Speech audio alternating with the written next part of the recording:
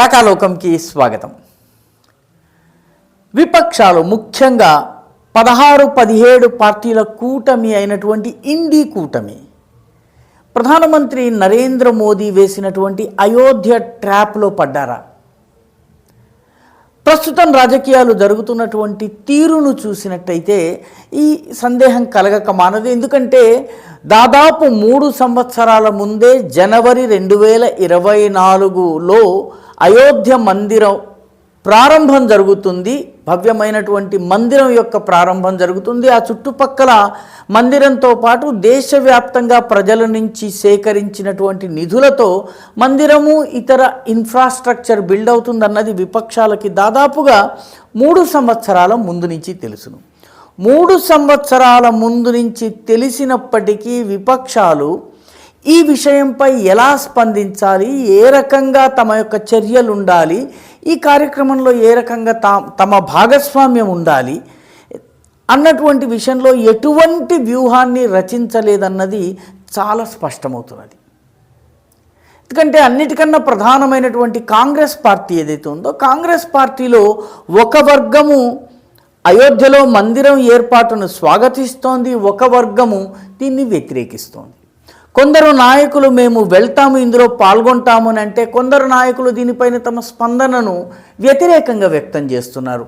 కాంగ్రెస్ అధినేత సోనియా గాంధీకి, అదేవిధంగా పార్టీ యొక్క అధ్యక్షుడు ఎవరైతే ఉన్నారో మల్లికార్జున్ ఖర్గేకి అఫీషియల్గా ఆహ్వానాలు వెళ్ళాయి. వస్తాము రాము అన్నది ఇప్పటి వరకు వాళ్ళు తేల్చలేదు. కాబట్టి పార్టీ వ్యూహం ఏంటి అన్నది ఈ మొత్తం పార్టీల్లో గనక చూసినట్లయితే ముస్లిం పార్టీలు ఏవైతే ఉన్నాయో, అసదుద్దీన్ ఓవైసీ పార్టీ కానీ, ఇండియన్ యూనియన్ ముస్లిం లీగ్ కావచ్చును, లేకపోతే బద్రుద్దీన్ అజ్మల్కి చెందినటువంటి యునైటెడ్ డెమోక్రటిక్ ఫ్రంట్ కావచ్చును, ఈ పార్టీలు ఇందులో పాల్గొనేటటువంటి సూచనలు కనిపించటం లేదు. నిజానికి అవి పాల్గొంటాయని ఆశించడం కూడా పొరపాటు అవుతుంది. వామపక్షాలు తమదైనటువంటి శైలిలో మరొక్కసారి చారిత్రక తప్పిదం చేసేశారు. 2 ఏళ్ల తర్వాత 3 ఏళ్ల తర్వాత అయోధ్యకు మేము వెళ్ళి ఉండవలసింది, ఆ సమయంలో మేము వ్యూహాత్మక తప్పిదం చేశామన్నటువంటి ప్రకటనను ఇప్పుడే రెడీ చేసుకుని ఉంటారు. ఎందుకంటే మేము రాము అని చెప్తున్నారు.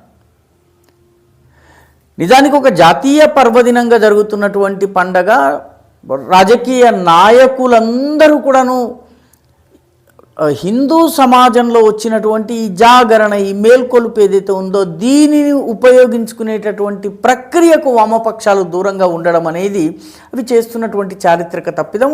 ఈ కార్యక్రమానికి వెళ్ళి వాళ్ళు మసీద్ యొక్క ఇనాగరేషన్, అయోధ్యలో ఉన్నటువంటి మసీద్ ఇనాగరేషన్ కూడా వెళ్ళి ఉంటే బాగుండేది. ఎందుకంటే సెక్యులరిజం అంటే మతాన్ని పూర్తిగా విస్మరించటం కాదు, అన్ని మతాలను గౌరవించటం. కాబట్టి హిందువుల పండగకి రండి, ముస్లింల పండగకి వెళ్ళండి, తమ యొక్క సెక్యులరిజం యొక్క సర్టిఫికెట్కి ఫ్రేమ్ కట్టి గోడ మీద పెట్టుకోవచ్చును. కానీ ఆ పని వాళ్ళు చేయటం లేదు. ఇక్కడికి రారు, అక్కడికి వస్తారో రారో ఇప్పటికీ చెప్పలేదు. కాబట్టి ఒక రకంగా వామపక్షాలు మరొక్కసారి చారిత్రక తప్పిదం చేశాయి. మిగతా పార్టీలు కూడాను బీఆర్ఎస్ స్వరంలో విచిత్రమైనటువంటి మార్పు వస్తోంది. బీఆర్ఎస్ నాయకుల్లో కొందరు రాముడు, హిందూ ధర్మము, హిందుత్వము ఈ విషయాల గురించి సడన్గా మాట్లాడటం ప్రారంభించారు. ఎందుకంటే వాళ్ళకి ఇప్పుడు సంకటకాలే వెంకటరమణ అన్నట్టుగా ఇప్పుడు వాళ్ళు ఉన్నటువంటి రాజకీయ పరిస్థితుల్లో దేవుణ్ణి తలుచుకోక తప్పని పరిస్థితి.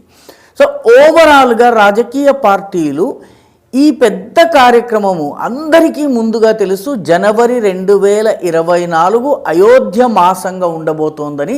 ఎందుకంటే ఒక యోజనలో భాగంగా అయోధ్యకి సంబంధించినటువంటి పవిత్ర అక్షతలు గ్రామానికి చేరుతున్నాయి. అవి ప్రతి దేవాలయానికి వస్తున్నాయి, అక్కడి నుంచి ఇంటింటికి వెళ్ళబోతున్నాయి.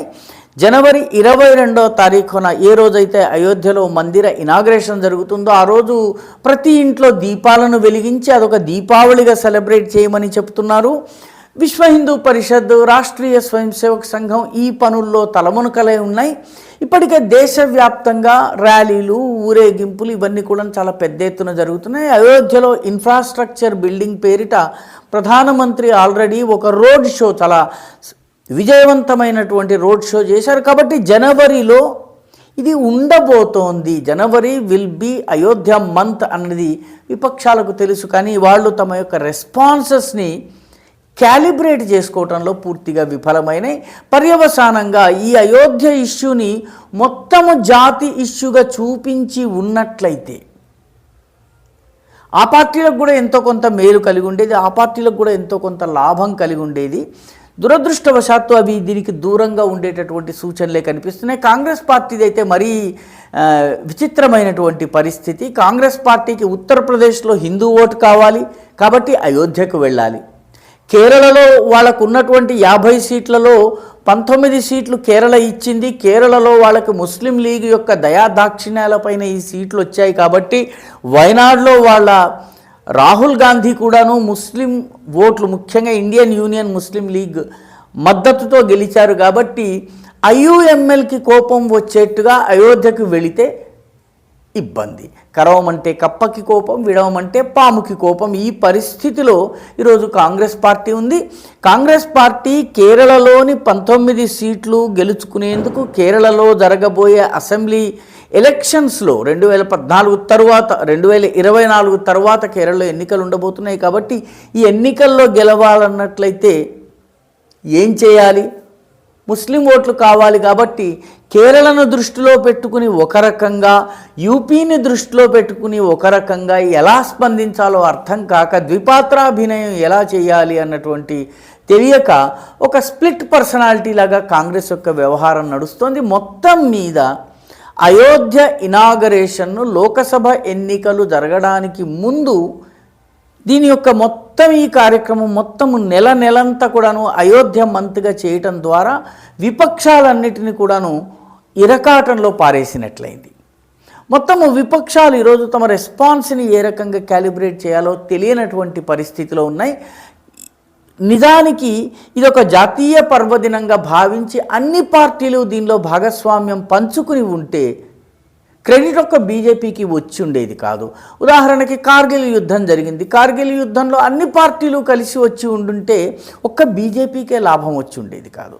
పుల్వామా విషయంలో రాజకీయం చేసి ఉండకపోయినట్టయితే దాని లాభం ఒక్క బీజేపీకే వచ్చి ఉండేది కాదు. పుల్వామా సంఘటన దురదృష్టకరమైన సంఘటన జరిగినప్పుడు రాజకీయ పార్టీలు, మిగతా రాజకీయ పార్టీలు స్పందించిన తీరు కొంత ఆశ్చర్యజనకం. కాబట్టి ఈ అయోధ్యలో కూడాను మళ్ళీ విపక్ష పార్టీలన్నీ కూడాను ప్రాంతీయ పార్టీలతో సహా బస్సును మిస్ అవుతున్నట్టుగా కనిపిస్తోంది. మమతా బెనర్జీ ప్రాంతీయ పార్టీ, ఆమెకు అక్కడ ముస్లిం ఓట్లు కీలకం కాబట్టి హిందూ ఓట్లు ఎలాగో అక్కడ డివైడ్ అవుతాయి కాబట్టి ఆమె వరకు ఈ వ్యూహం పనికి రావచ్చునేమో, కానీ లోకసభలో ఇది ఏ రూపం తీసుకుంటుందో ఆమెకు కూడా ఈరోజు అంచనా అందటం లేదు. మొత్తం మీద విపక్షాలు మరొక్కసారి బస్సును మిస్ కాబోతున్నాయి. ఈ వీడియో మీకు నచ్చినట్టయితే లైక్ చేయండి, షేర్ చేయండి, ఈ ఛానల్కు సబ్స్క్రైబ్ చేయండి. మీ అభిప్రాయాన్ని కామెంట్ల రూపంలో తప్పనిసరిగా